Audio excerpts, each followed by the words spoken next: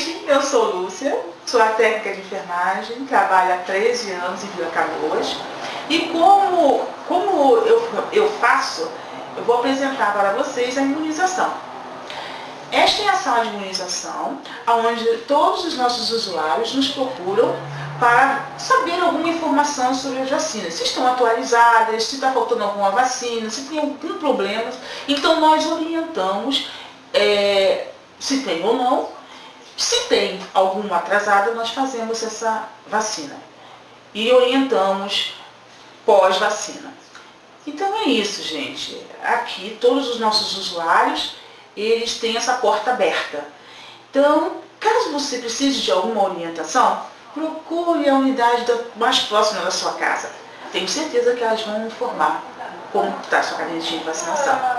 Tchau, gente.